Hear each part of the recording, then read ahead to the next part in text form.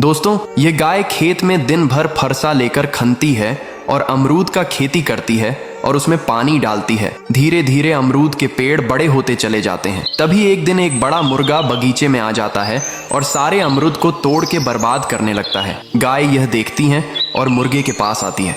मुर्गा ताकतवर होने के कारण गाय को परेशान करने लगता है और मारने लगता है। गाय तुरंत पुलिस स्टेशन फोन करके पुलिस को बुलाती है। पुलिस आती है।